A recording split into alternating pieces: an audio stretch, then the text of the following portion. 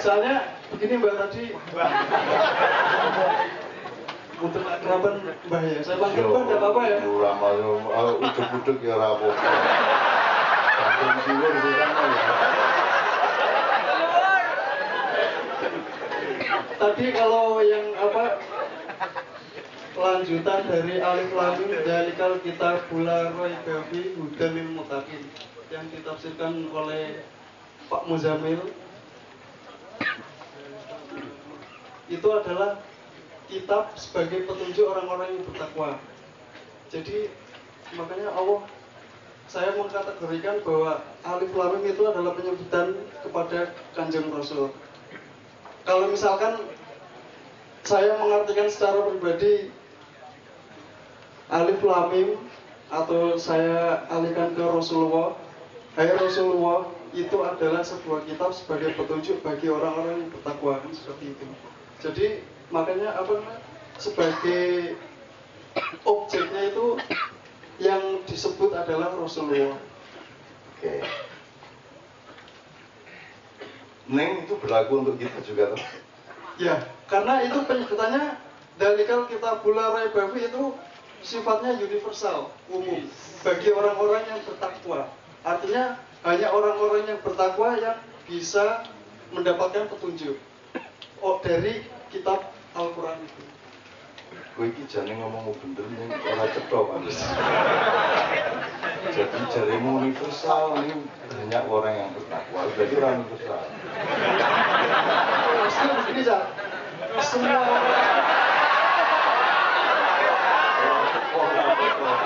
Ini orang olorati ya, gembira, nikmat ya, Mbak Non tadi kan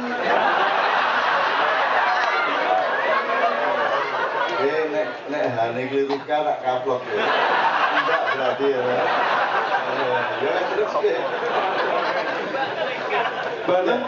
Mbak Non tadi tanya siapa yang bisa menafsirkan dzalikal kitabul la raiba fihi.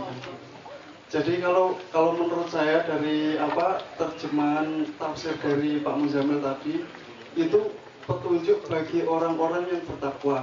Jadi ada suatu kemungkinan orang-orang itu mempunyai kesempatan untuk bertakwa. Seperti ambil contoh dari Sayyidina Umar. Beliau dulunya yang notabene kafir Quraisy, karena mendengarkan dari ayat suci Al-Quran oleh adiknya, beliau bergetar hatinya. Dan akhirnya Allah memberikan hidayah kepada Sayyidina Umar, lalu beliau masuk Islam. Itu penjelasannya. Mungkin logis gue. Ini saya ini bener salah sekali lagi, bener salah kuwi mung relatif. Sing bener Qur'ane, koene, akune, semua tafsir itu relatif. Ora sah kerengan mergo tafsir beda ngono ya. Ini ya, kan ini kan yang bikin dunia rusak karena kerengan antar tafsir gitu loh, enggak antar tafsir. Jadi kalau kasus yang Sayyidina Umar bukan seperti yang dijelaskan di sini, karena hanya merupakan petunjuk bagi orang yang bertakwa. Umar waktu itu belum bertakwa. itu saya ambil dari bertakwanya itu loh Mbak.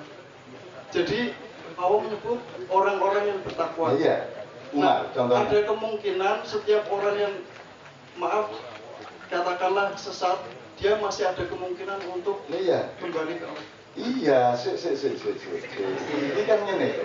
Ini kita tadi kan sudah rasken itu untuk orang miskin. Kalau bukan orang miskin, orang untuk beras.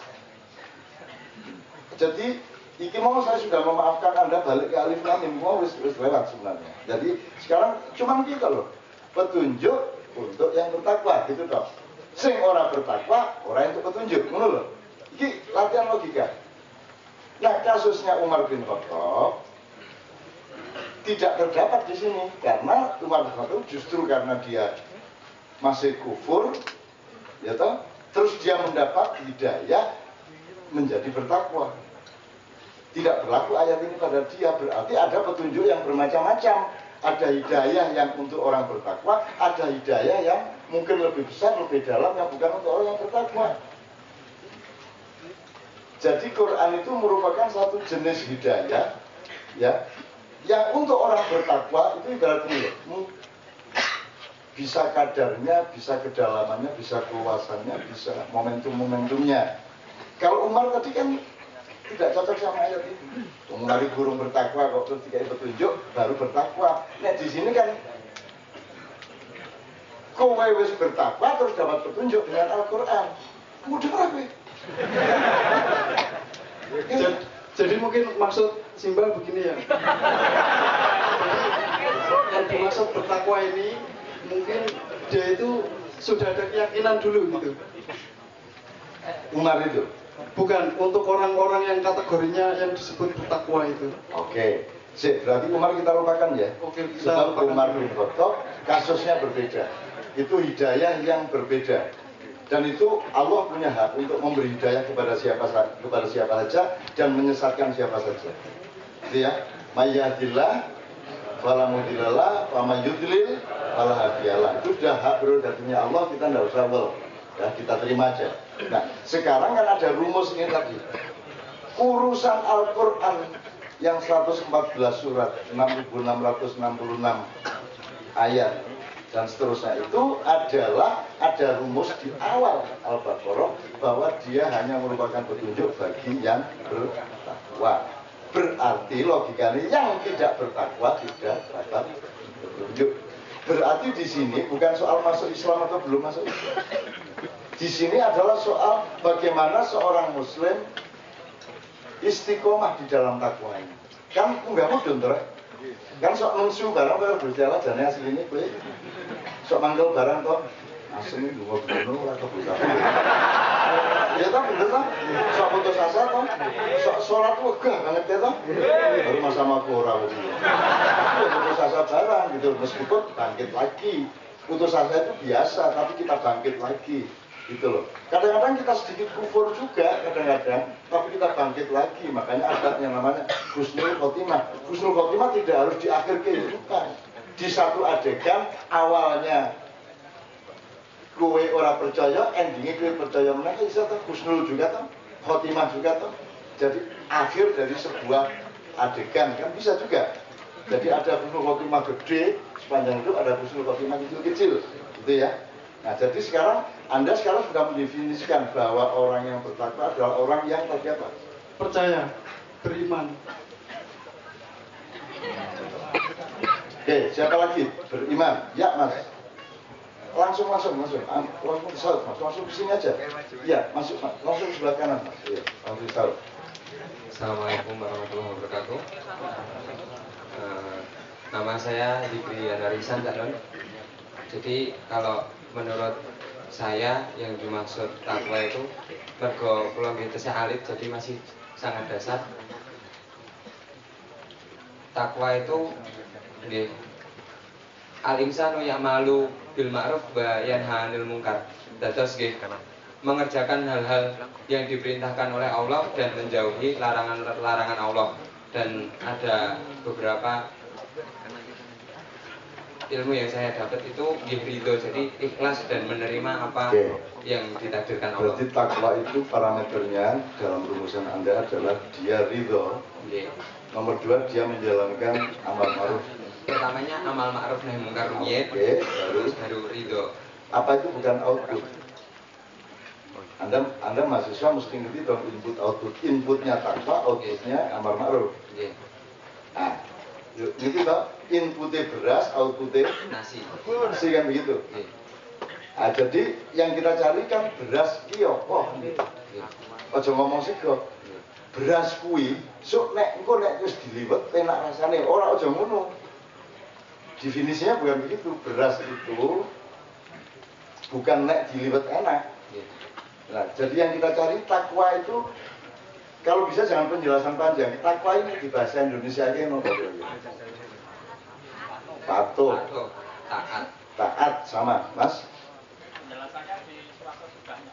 Ya, alladzina yu'minuna bil ghaib. Penjelasan takwa bagus, oke.